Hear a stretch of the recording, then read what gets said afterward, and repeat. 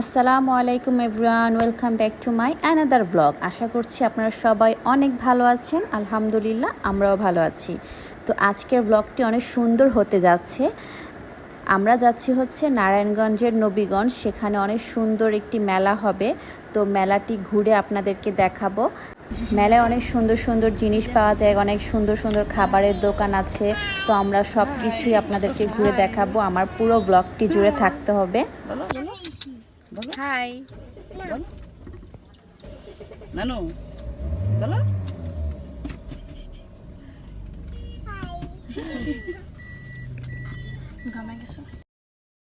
এই তো আমরা সকাল সকাল রওনা দিয়ে গেলাম। তো গাড়িতে উঠে গেছি। তো আমরা প্রথমে এখান থেকে আমরা কমলাপুর রেল স্টেশনে যাব। তো সেখান থেকে রেলে করে তারপরে আমরা নারায়ণগঞ্জে পৌঁছাবো। সেখান থেকে আমরা গুদারাঘাট থেকে নৌকায় করে তারপর নবীগঞ্জে যাব। তো পুরোটি জুড়ে থাকেন এবং কিভাবে আমরা ট্রাভেল করি সেগুলো আপনারা দেখবেন। এই তো আমার ছোট ছেলে গাড়িতে বসে অনেক দুষ্টুমি করছে। তো একবার বলে সামনে যাব, একবার সামনে গেলে আবার বলে পিছনে আসব। তো এই তো তাইমুর সামনে বসেছে, আর জাম্মিও সামনে যাওয়ার জন্য বারবার বলছিল। তো দুজনকে নিয়ে তো ওর পাপ্পা সামনে বসতে পারবে না, তারপরও বারবার করে যাওয়ার জন্য কান্না করছিল। তো এই তো গাড়ি থেকে নেমে আমরা ট্রেনে উঠে গেলাম। তো ট্রেনে অনেক মানুষ ছিল, অনেক ভিড় ছিল, তাই আহাদ খান সিট পায়নি। তো আমরা সিটের মধ্যে বসে যাচ্ছি মহিলারা। এই তো মিস্টার খান দাঁড়িয়ে যাচ্ছে। তো জাম্মি আমার থেকে দৌড়ে ওর পাপার কাছে চলে গেল। তো এখন আবার ফাইজার কোলে এসে বসেছে। তো ট্রেনে উঠতে আমাদের অনেক ভালোই লাগে। তো ট্রেন জার্নিটা অনেক ভালো ছিল।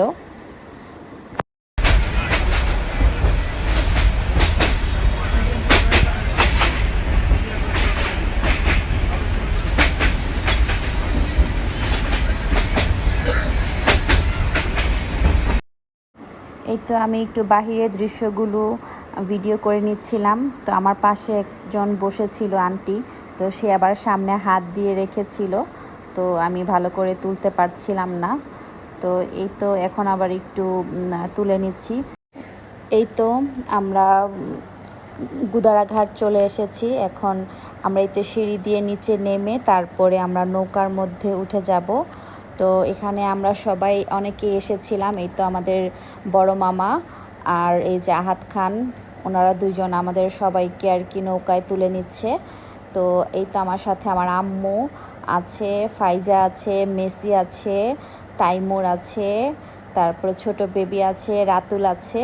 তো রাতুলকে বললাম একটু হাই দিয়ে দাও। এই তো মামাকে তুলে নিচ্ছে। মামাকে বারবার বলছিলাম যে আপনি বসে পড়েন। তো মামা দাঁড়িয়ে যাচ্ছিল। তো এই তো আমরা ফাইনালি চলে আসলাম নারায়ণগঞ্জের নবীগঞ্জে মামুন ভাইদের বাসায়। আমরা সব সময় মামুন ভাইদের বাসায়ই স্টে করি। তো এখানে আমাদের অনেক আত্মীয় স্বজন আছে আমার শ্বশুর বাড়ির। তার মামারা, খালারা, অনেকের বাসা আছে, অনেকের বাসায় আমরা ঘুরতে যাই। কিন্তু ফাইনালি আমরা থাকি হচ্ছে মামুন ভাইদের বাসায়। এটা হচ্ছে তো মামুন ভাইদের বাসায় চলে আসছি। এখানে ভাইয়াদের বাসায় হচ্ছে অনেক রান্নাবান্না হচ্ছে। এই তো মেলা উপলক্ষে এখানে অনেক দিন যাবৎ রান্নাবান্না চলছে আর কি। তো এখানে একটাতে খিচুড়ি, বিরিয়ানি, তারপরে অনেক কিছুই রান্নাবান্না হয়, পোলাও, মাংস, আবার ভাতও হয়, গরুর মাংস ঝাল করে রান্না হয়, মানে অনেক আইটেম হতে থাকে। তো দেখতেই পাচ্ছেন আপনারা অনেকগুলো ডেগের মধ্যে রান্নাবান্না চলছে। তো এই তো বাবুর্চিরা সবাই মিলে রান্না করছে। 10-12 দিন যাবৎ এখানে রান্নাবান্না চলতে থাকবে। তো মেলা যতদিন থাকে অতদিনই এখানে রান্নাবান্না হয় আর সবাইকে খাওয়ানো হয়। তো যারাই আসে, পরিচিত অপরিচিত কোনো মানুষ নেই, সবাইকেই খাওয়ানো হয়। তো অনেক দিন যাবৎ ভাবছিলাম যে আমি আপলোড করেই ফেলি এই ব্লগটি। তো অনেক দিন আগের ভিডিওটি আজকে আপলোড করে দিলাম। তো আপনাদের কাছে ব্লগটি কেমন লেগেছে অবশ্যই কমেন্টস করে জানাবেন। আর যদি ভালো লেগে যায় তাহলে অবশ্যই লাইক করতে ভুলবেন না। তো আমি এখন আম্মুকে আর ফাইজাকে সাথে করে নিয়ে এসেছি। তো যখন দুই বেবিকে আমি একা নিয়ে আসি তখন আমার অনেক কষ্ট হয়ে যায়। তো এখানে ফাইজা আর আম্মু আসার কারণে এবার আমার অনেকটা কষ্ট কম হয়েছে, কারণ দুই বাচ্চাকে ম্যানেজ করাটা অনেক টাফ হয়ে যায়। নিজেদের বাসা হয় তাহলে ওরকম কষ্ট হয় না, কিন্তু আরেকজনের বাসায় বেড়াতে গেলে তখন কিন্তু তাদেরকে ম্যানেজ করা, সব কাজকর্ম করা আমার একার পক্ষে অনেক কষ্ট হয়ে যায়। তো এই তো আম্মু দুই বেবিকে নিয়েই আর কি একটু ঘোরাঘুরি করছিল।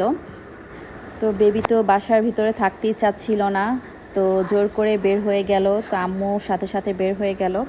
তো এই তো আবার আমি একটু রাত্রের বেলা বের হয়েছি সন্ধ্যার পরে।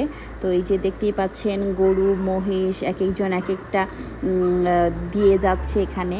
তো এই যে এখানে অনেক কিছু প্লাস্টিকের জিনিসপত্র আর কি বিক্রি হচ্ছে। এখান থেকে আমিও 2টা বালতি কিনেছিলাম ছোট ছোট, যেন বিরিয়ানিগুলো বাসায় নিয়ে আসা যায়। তো আমরা যেদিন বাসায় চলে আসব সেদিন আমি বিরিয়ানি 2 বালতিতে করে নিয়ে আসছিলাম ঢাকনা সহ।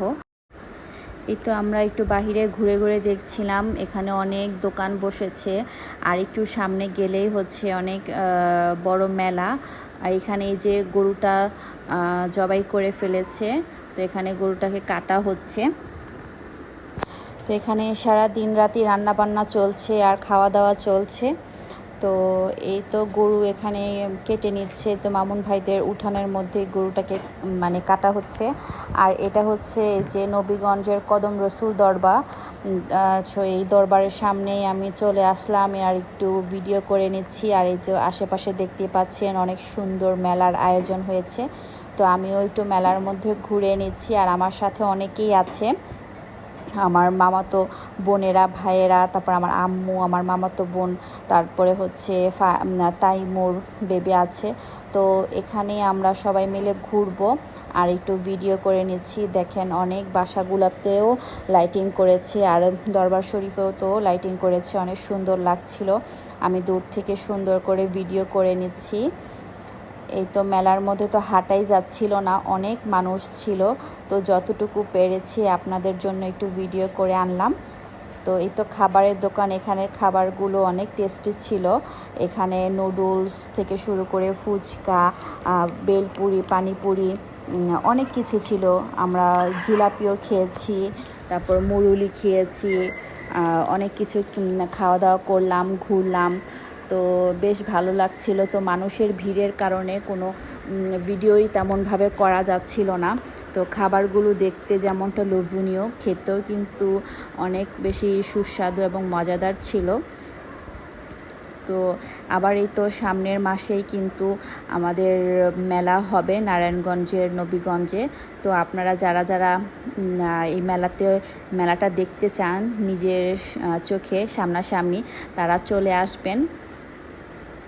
তো এই তো আমার আম্মু পাশেও ছিল, সবাই মিলে একসাথে খাওয়া দাওয়া করলাম, ঘোরাঘুরি করলাম, বেশ ভালো লাগছিল। আর এই তো দেখছেন গরম গরম খাবার ভেজে নিচ্ছে, আর এখানে অনেক আইটেমের খাবার দাবার ছিল।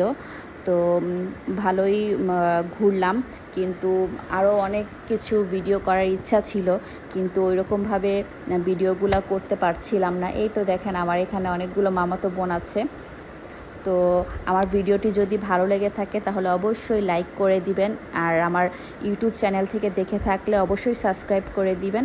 ভিডিওটি এখানেই শেষ করছি। সবাই ভালো থাকবেন, সুস্থ থাকবেন। আল্লাহ হাফেজ।